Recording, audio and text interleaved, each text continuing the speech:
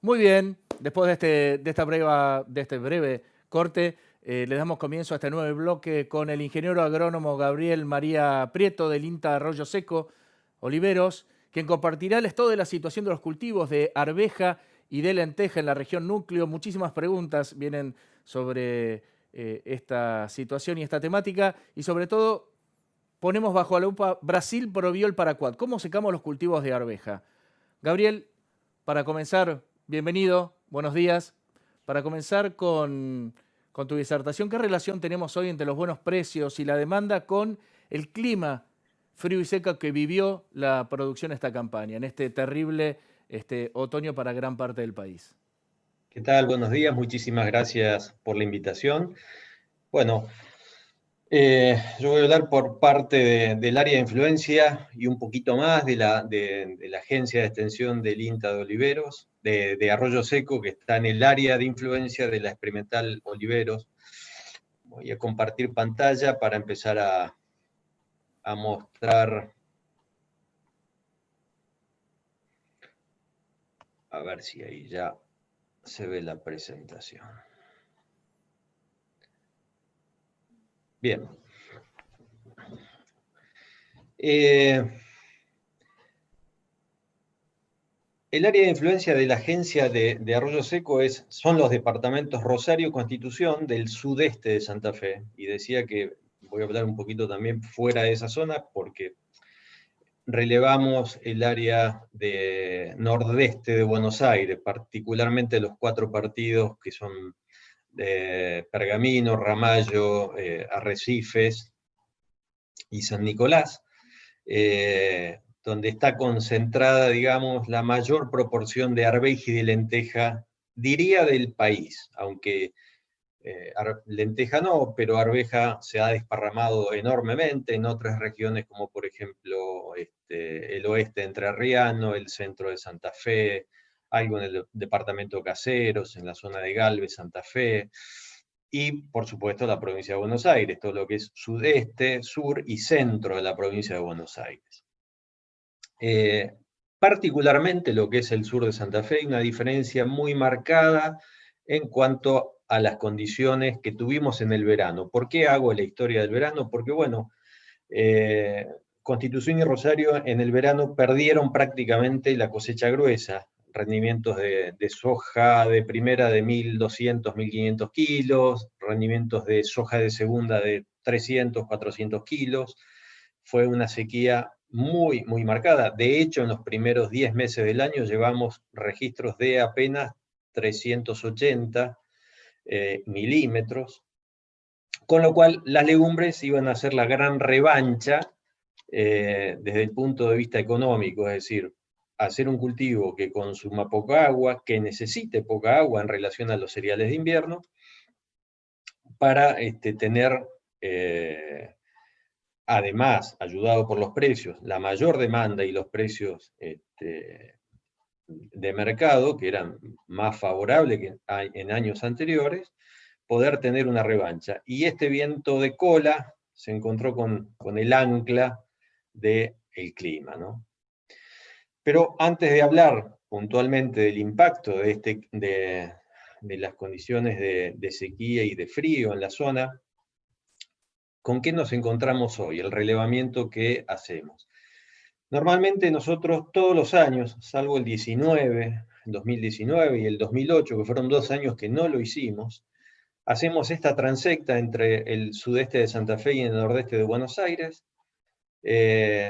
generalmente con la ayuda y la participación del INTA Pago de los Arroyos, que es la agencia de extensión de la localidad de Máximo Paz, donde hacemos un recorrido de 300 kilómetros por el área, digamos, central de producción de legumbres, y con el software, con el Google Maps, le determinamos la superficie a más de 3.800 lotes que tenemos a izquierda y derecha en esa ruta. Y después marcamos cada uno de los lotes qué es lo que tiene sembrado. Lo primero que salta es la proporción de cultivos de invierno en relación al total de área disponible. Como comentario interesante, en los años anteriores tuvimos un mínimo de ocupación de cultivos de invierno que fue en el 2017 de apenas el 25%. O sea, de toda la tierra disponible, el 25% estaba ocupada con cultivos de invierno.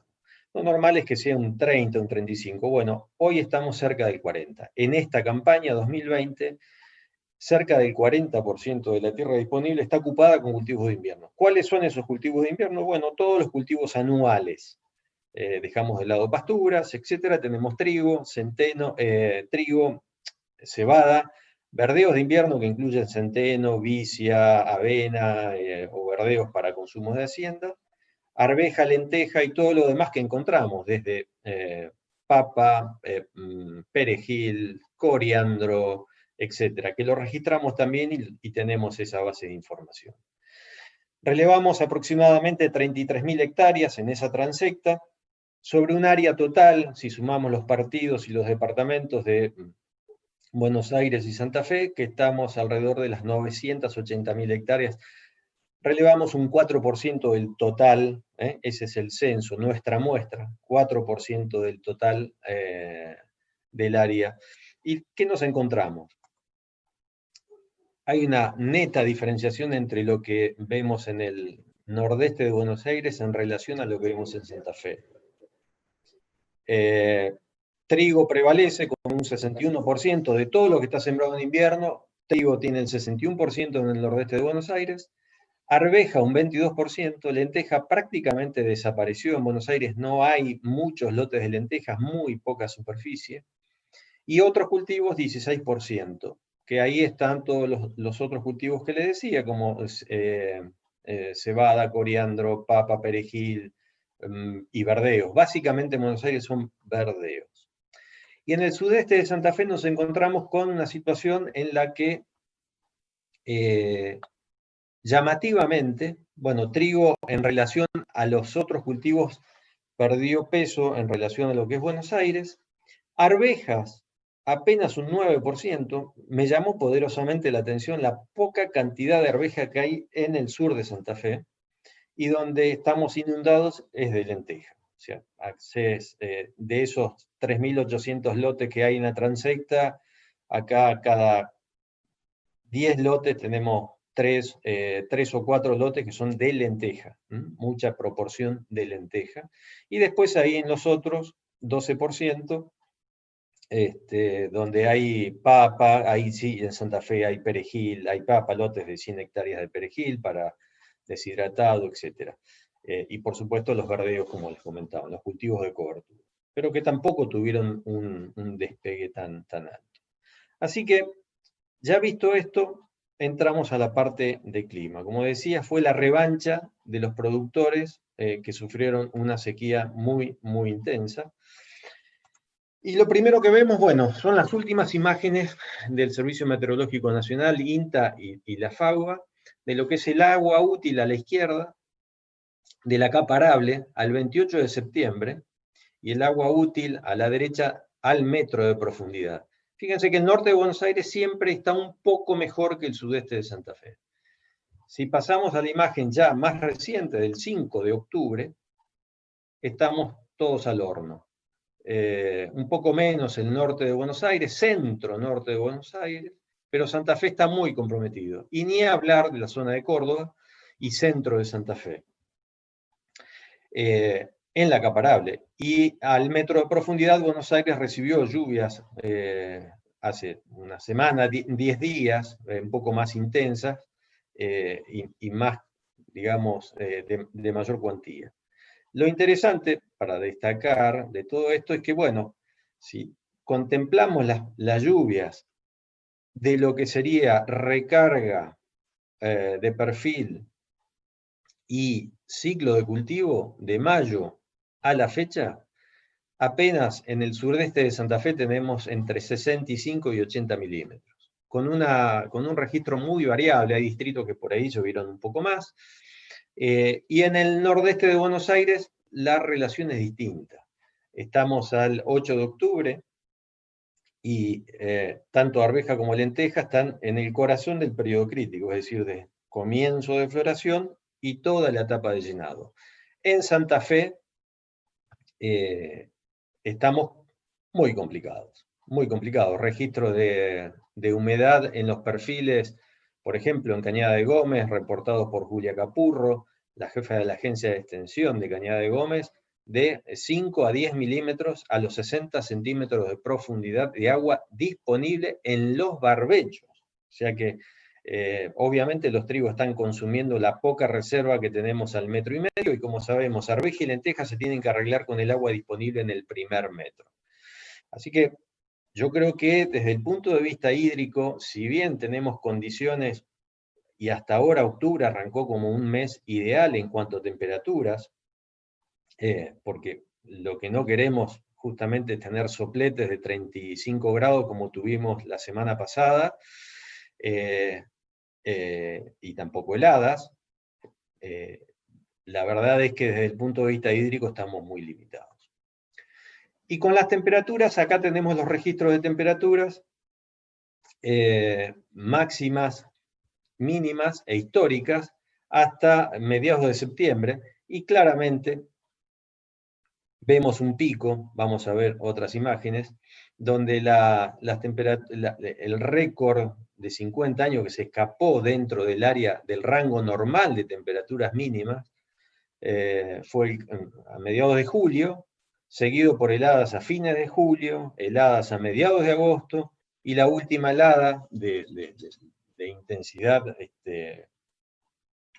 fue la del 20 de septiembre, con registros realmente muy bajos. La primera imagen es la helada del 14 de julio. Fíjense que en zonas de Santa Fe, hacia el sur, heladas entre 7 y 8 grados bajo cero, Rosario con temperaturas de 7,8 grados bajo cero, y los días subsiguientes también tuvimos heladas de esa magnitud, que no llegó al norte, no fue tan intensa en lo que es Santiago del Estero o el norte de Córdoba, pero sí en Córdoba pegó muy duro. Llama la atención que, bueno, el efecto de mar, obviamente, en el sudeste fue más leve, pero, bueno, para el 14 de julio la arveja afortunadamente estaba bajo tierra o emergiendo y no fue afectada por esa helada. Sí la lenteja, a la lenteja que recién había emergido, que arrancamos con las siembras desde el 20 de junio, ya fue el primer golpe que recibió. Sobre todo el contraste, ¿no?, de lo que es siembra directa a labranza tradicional. Los lotes con labranza tuvieron un impacto bastante menor, y los de siembra directa con niveles de cobertura mayores, el impacto fue mayor. El 16 de agosto, heladas muy intensas, nuevamente, sur de Santa Fe, norte de Buenos Aires. Fíjense que las zonas más sureñas, centro de Buenos Aires, fueron bastante menos afectadas o menos intensas que las del sudeste de Santa Fe. El 20 de agosto, fíjense lo que es San Luis y Córdoba, nuevamente heladas muy fuertes, y días antes y días después. 21 de agosto, y la última, la del 20 de septiembre, que nos afectó con 3,5 grados bajo cero, y ya había agarrado a todas las arvejas en Santa Fe en floración, y a las lentejas, y en Buenos Aires todavía las arvejas estaban en estado vegetativo.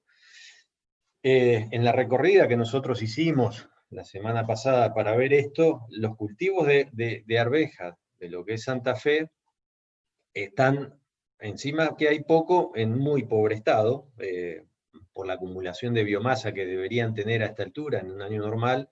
Estamos prácticamente en un 30% por debajo, y en Buenos Aires la realidad es distinta. Si bien las heladas tuvieron su impacto en muchos lotes con pérdida de plantas, la realidad es que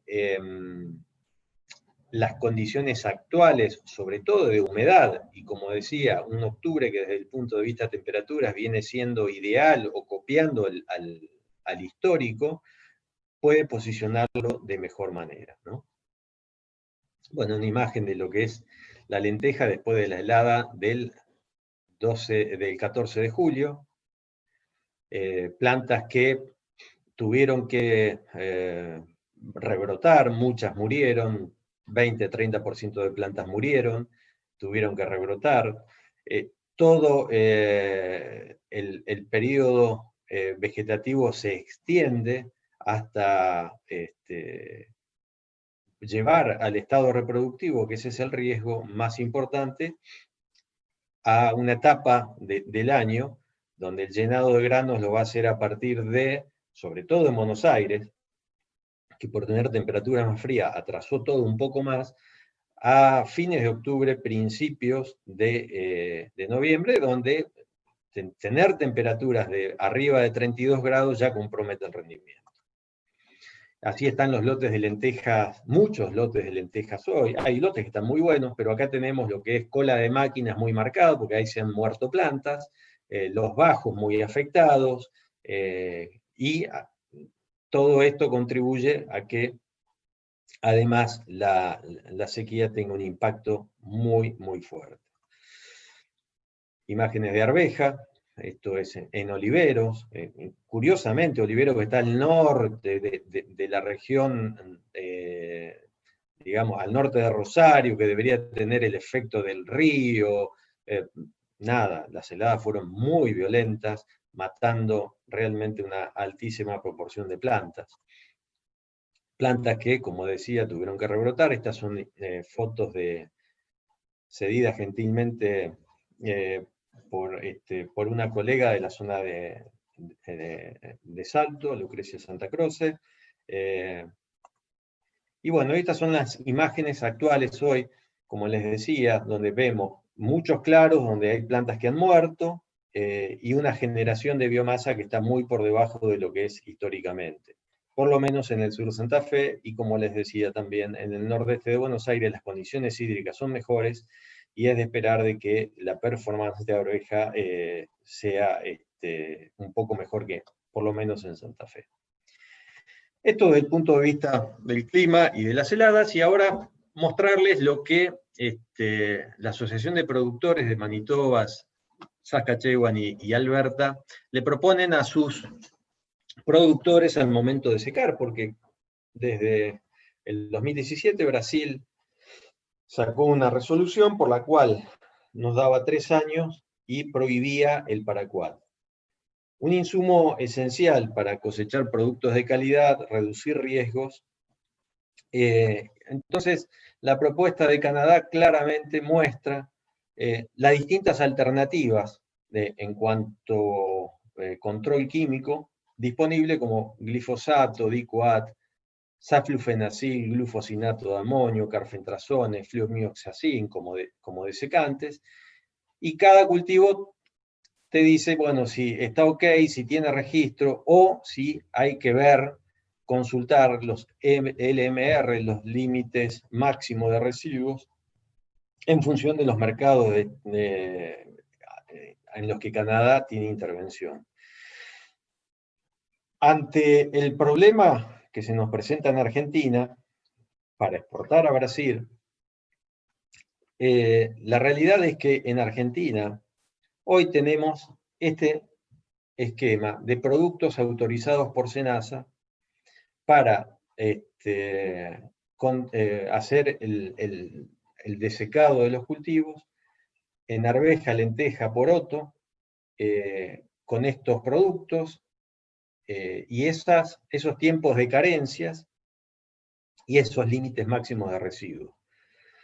Entonces, estamos muy limitados en cuanto a la cantidad de productos que tenemos, pero también muy limitados de información.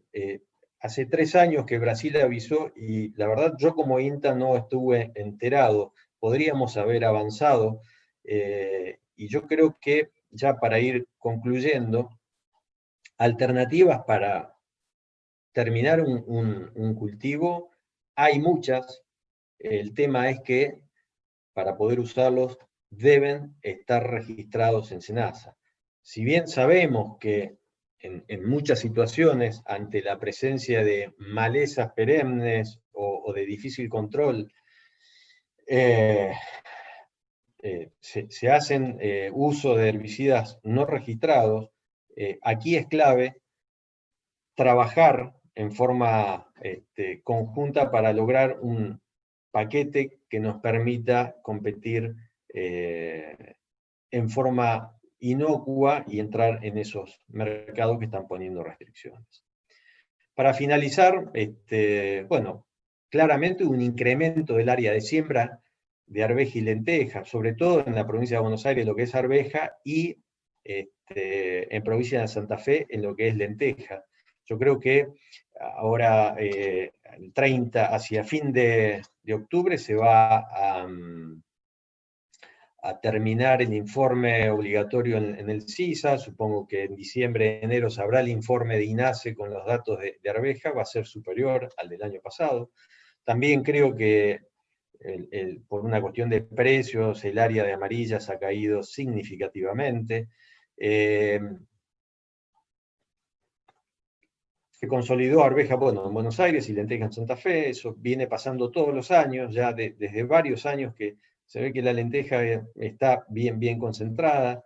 Recuerdo, de lenteja tenemos nada más que 4 cultivares inscriptos, y lo que estamos sembrando no es una variedad definida, y ahí tenemos que incorporar materiales que mejoren la performance de lo que estamos teniendo actualmente.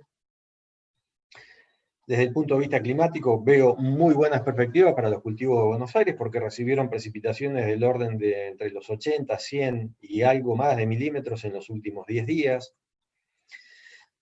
En Santa Fe, por las heladas, se perdió un 20% de lotes, y el resto tiene pérdidas del 30% por menor acumulación de biomasa, debido primero a la sequía, y después, primero a las heladas y después a la sequía. Bueno, y las restricciones impuestas por Brasil para el paraquat son apenas el comienzo. Yo creo que atrás de Brasil van a venir otros países que van a poner restricciones, y tenemos que empezar a trabajar seriamente todos juntos. Ni el INTA por un lado, ni la universidad por el otro, ni CLERA, ni productores, ni exportadores. O sea, acá tenemos que lograr un protocolo de trabajo entre el INTA, el SENASA, las universidades, los productores, exportadores, acopios, empresas proveedoras de estos desecantes. Hay que ajustar tecnologías, hay que probar incluso alguna de las mezclas, analizar los residuos. Los tiempos de carencias no van a garantizar la inocuidad del producto cosechado, pero de estos nuevos productos no los conocemos o no están informados. Así que tenemos que empezar a elaborar protocolos. De nuestra parte en INTA lo vamos a hacer en esta campaña, estamos a tiempo, pero es un trabajo que adicional, porque es contingente, y costoso, porque hay que hacer los análisis químicos de los residuos en los granos, y necesitamos, por supuesto, tener apoyo, digamos, en ese sentido. Y varios años de trabajo, obviamente, eso es clave también. Con un solo año no podemos sacar demasiadas conclusiones. Bueno, eso es todo lo que tenía para presentarles. Si hay preguntas, atento entonces para responderlas. Muchísimas gracias. Muy bien, Gabriel. Sí, hay varias preguntas. Primero arrancó una optimista. Las legumbres que sufrieron la seca, ¿cómo impactaron dentro de lo que es el manejo de la rotación como cultivo de servicio para controlar malezas y producir menor consumo de agua rotando los cultivos? ¿Cómo ves agronómicamente esta situación, ¿no? Más allá del impacto de la seca? Bueno, tanto arveja como lenteja, cuando son sembradas en densidades óptimas, ni muy altas, no es como un cultivo de servicio en lo que es control de maleza, pero sí te puedo garantizar de que compiten bastante bien. Especialmente variedades de gran porte, variedades de arvejas semiáfilas. Hoy, por ejemplo, en un lote de la provincia, cualquier lote de la provincia de Buenos Aires, está prácticamente con una cobertura del suelo superior al 90%, con lo cual la competencia de malezas es muy interesante. Desde ese punto de vista, creo que la arveja y la lenteja, repito, no es lo mismo que vicia, pero compiten perfectamente bien. Acá hay otra que dice, ¿cuánto baja el potencial de arveja verde en un lote helado en vegetativo en el sur de la provincia de Buenos Aires? Tiene un lote que se heló y rebrotó, no podemos decir que tenga una pérdida ya puesta por el solo hecho de haber perdido esa biomasa. Lo único, la pérdida va a estar en función de cuán lejos llevemos el periodo crítico, que es de floración en adelante. Una arveja que se heló, muere el punto de crecimiento, donde tiene todos los primordios de flores, la planta va a rebrotar, se va a trazar todo, y es probable que el periodo crítico, en vez de llevarlo a mediados, fines de octubre, lo lleve a mediados de noviembre. Y si en noviembre no hubo temperaturas muy altas y hubo mejor disponibilidad de agua, puede que no tenga o no se vea afectado el rendimiento. Otra de las preguntas es, se repitieron las heladas de 5 grados bajo cero en Santa Fe, ¿cómo afecta el potencial de la arveja y la lenteja en los lotes que sí pudieron evolucionar y que todavía algo están en carrera? Bueno, las dos especies, arveja y lenteja, son de hábito de crecimiento indeterminado. O sea, el primer nudo con flor, el nudo puede que muchas de las plantas hayan abortado las flores, pero bueno, va a seguir creciendo y de hecho así lo hizo. Un 20% de los lotes que estaban florecidos van a tener un porcentaje de ese primer nudo con abortos, pero sigue creciendo y sigue produciendo flores, y afortunadamente desde el 20 de septiembre ya es 8, 18 días que no ha helado, y bueno, lo único que nos hace falta es un poco de agua, sobre todo en el sur de Santa Fe para lenteja y arveja, pero en Buenos Aires las condiciones de aquí en más son ideales. De no presentarse un pico de temperatura por encima de 30, 32 grados, porque ahí también se empieza a resentir el rendimiento. ¿Podemos volver a puntualizar cuál es el área de siembra total de lenteja y el estado actual del cultivo? 3 personas me preguntaron lo mismo. Bueno, nosotros en ese relevamiento hemos encontrado que en esta zona núcleo, de que se concentra prácticamente a nivel país el 75-80% de la lenteja o más, relevamos 38.000 hectáreas, bien concentradas en Santa Fe. Y de arveja, 70.000 hectáreas. Pero arveja no representa el total del país. Arveja es apenas un porcentaje del total del país, un porcentaje importante, no menor, pero no tanto como es lenteja, ¿no? El estado de lenteja, bueno, salvo esos lotes que se han perdido parcialmente, que serán entre un 20 y un 30% de los lotes, el resto está bueno. Normalmente en años secos, donde de no ser crítica la limitante de agua, todavía hay algo de humedad en el perfil, son los mejores años para lenteja, porque tenemos menos incidencia de enfermedades, se cosecha la mejor calidad, hace falta agua, es casi, te diría, desesperante, pero bueno, la ¿Cuántos son realidad los es esa. milímetros que necesita el Una cultivo? lenteja necesita 180, 200 milímetros de agua disponible en Okay. todo el ciclo. Es una plantita que tiene 15, 20 centímetros de altura, la planta, y las raíces tienen 1 metro de profundidad. Y son, desde ese punto de vista, un grano proteico y energético, pero no tiene gran demanda de agua. Lo mismo sucede con arveja algo más, 250 milímetros de consumo de agua, o sea que estamos con pérdidas que yo estimo en Santa Fe del 30% reales por falta de agua a la fecha, al día de hoy. Si lloviera y tenemos mejores condiciones, bueno, se mantiene. Si sigue sin llover y además tenemos sopletes de arriba de 30 grados, las pérdidas van a ser mayores. O sea que el Y como llenado de decía, en grano se Buenos va a Aires ver, el llenado los de niveles grano de se va a pérdida ver en Buenos Aires terriblemente van a ser impactado. menores. Perdóname, Gabriel, que te pisé. O sea que el llenado de grano, de lentejas y arvejas se va a ver totalmente impactado si no tenemos lluvias en estos días. Sí, y no nos olvidemos de las temperaturas. Claro. Otra de las preguntas es, en el caso de disponer riego en el norte de Córdoba, ¿existe alguna otra limitante para el cultivo de arveja en esta zona? ¿Y qué tipo de arveja se adaptaría mejor? Bueno, hay una red de ensayos, una red nacional de ensayos de cultivares. No tenemos sitios en norte de Córdoba. Hubo años donde estuvo en la Universidad de Córdoba, ensayos conducidos por Gravlich. Yo creo que habría que explorar cuáles son las mejores variedades que se pueden adaptar para la zona de Córdoba. Analizar los periodos libres de heladas para no correr los riesgos.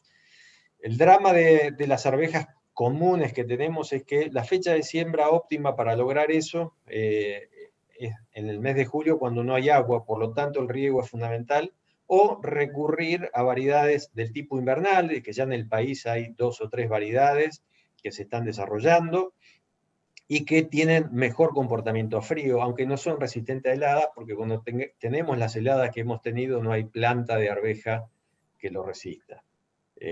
Sobre todo cuando pican los 8 o 9 grados bajo cero.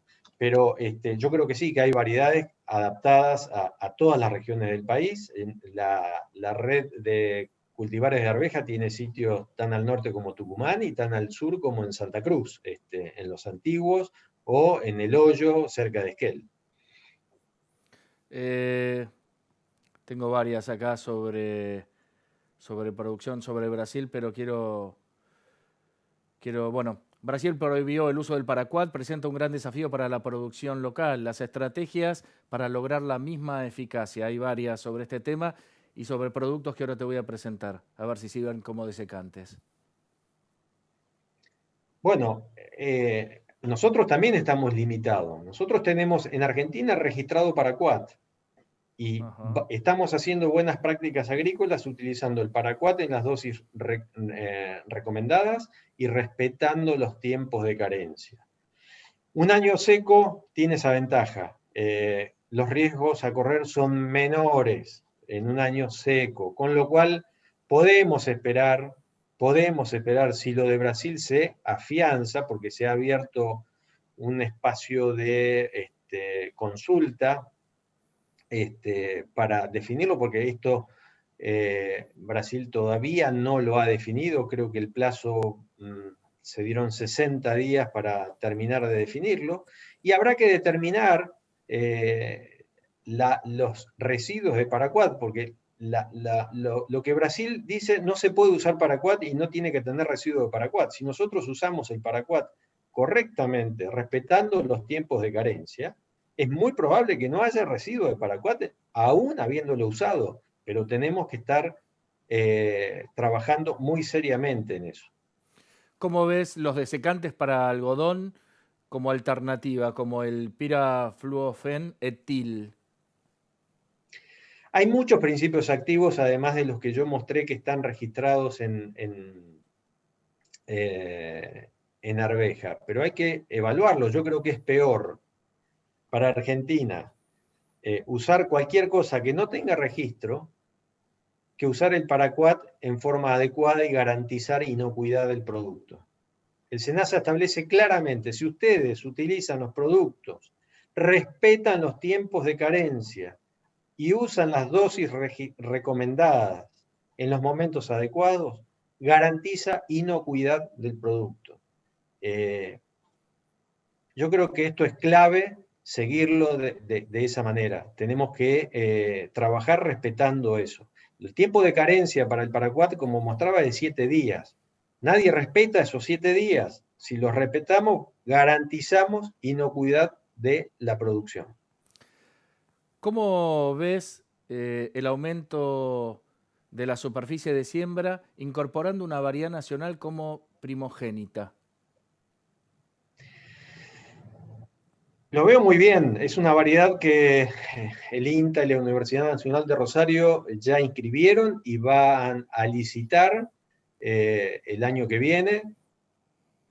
Yo creo que va a tener un crecimiento interesante, porque nos da la posibilidad de tener, de acuerdo a quién la licite, poder sembrarla, poder declararla con sistema de regalía extendida o lo que fuere, Así que lo veo con muy buenos ojos, pero también es necesario que en el país haya más desarrollo, sobre todo en variedades que tengan características especiales para los mercados que Argentina está atacando actualmente y también, por supuesto, características como porte a cosecha, índice de hidratación, resistencia a enfermedades, sobre todo el tipo vasculares, que en Argentina no hay, pero sí está esa resistencia en las colecciones de germoplasma.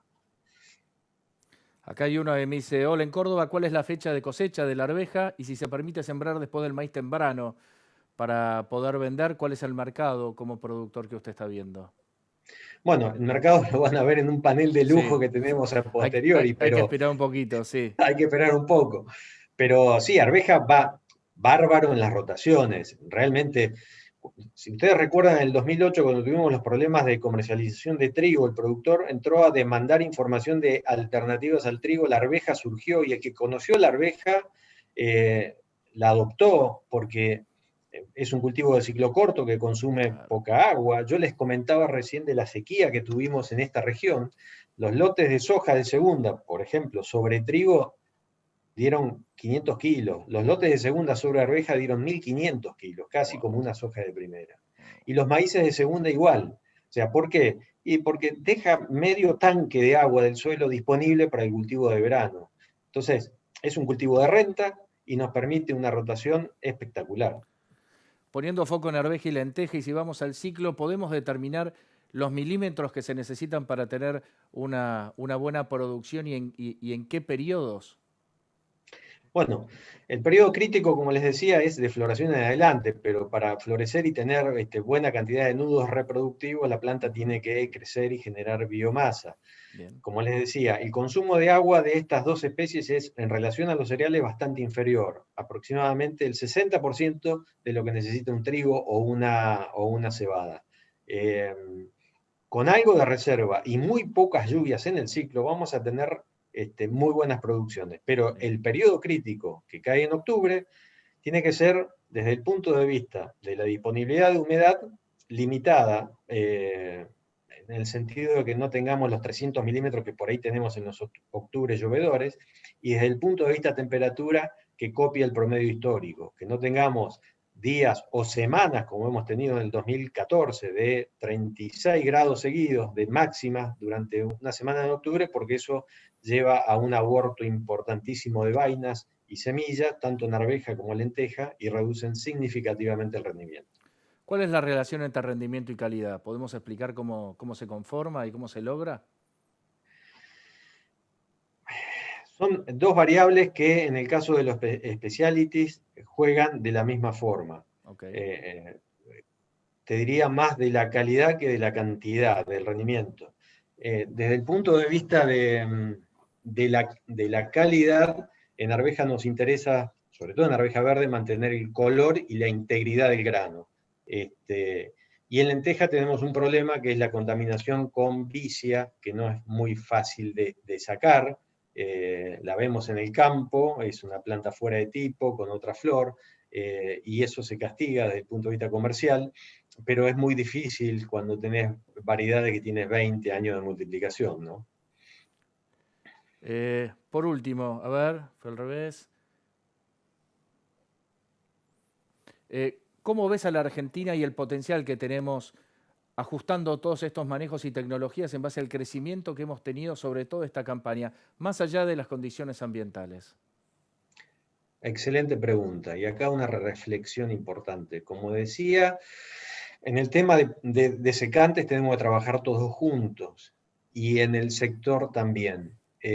Hay un costo país, como decía Sergio en la introducción, en el que hay que trabajar, pero Argentina es uno de los pocos países del mundo que no tiene que resignar un cultivo para poder hacer legumbres y darle de comer a millones de personas en el mundo.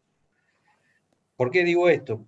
Porque los competidores de Argentina en cuanto a arveja, por ejemplo, o lenteja, son países como Canadá, que es el principal productor, Francia, Ucrania, Rusia. Son países que hacen arveja o hacen girasol o hacen maíz. Argentina puede hacer arveja y girasol, arveja y maíz, arveja y soja en el mismo año. Esas características no la tiene nadie en el mundo. Debemos aprovecharlo. Creo que el sector siempre lo tuvo y siempre lo supieron y lo esquimaron, pero bueno, está Claudio que puede hablar más claramente al respecto. La última pregunta es cómo está trabajando el INTA con otras instituciones y con productores para ajustar todos estos modelos de productores de producción y llegar al número que Claudio decía al principio, estos 100.000. Los 100.000 millones de dólares. No, el INTA está trabajando con muchos problemas, sobre todo desde el punto de vista presupuestario y de recursos humanos, no por la calidad, no por la cantidad, sino por la calidad y la disponibilidad de trabajo. Esta cuarentena nos partió al medio en muchas situaciones para poder hacer todo lo que veníamos haciendo a campo, lo estamos tratando de hacer. Yo creo que el INTA es un engranaje fundamental en todo esto. Está trabajando en la nueva cartera de proyectos con un programa de legumbres donde como diría un amigo, remando en dulce de leche con 2 escarbadientes, con una mejoradora de INTA y una de la facultad sacaron ya 2 variedades de arveja. O sea, esa es la característica de Argentina que nos tiene que llenar de orgullo. Y que no sé si será la mejor, pero ya hay una variedad en el mercado con características diferenciales a lo que se venía sembrando y van a salir más. Esto hay que potenciarlo. Y hay que potenciarlo ya como... Miren lo que salen de los premios Nobel. Antes era una persona que era un premio Nobel, ahora son 2 o 3. Trabajo en equipo. Esto es fundamental. No es el INTA solo, no es Clera solo, no son los productores solo. Somos todos juntos que tenemos que, como en un partido, un equipo de fútbol, mirar el arco de enfrente y darle para adelante. Economía colaborativa. Gabriel, muchísimas gracias por tu tiempo, por responder tantas preguntas. Nosotros nos vamos a una pequeña tanda y en el próximo bloque dejamos el lote para meternos en el ámbito económico con Claudio Suchovicki, que anticipa la economía que viene. Muchísimas gracias. Gracias, Gabriel. Gracias a ustedes.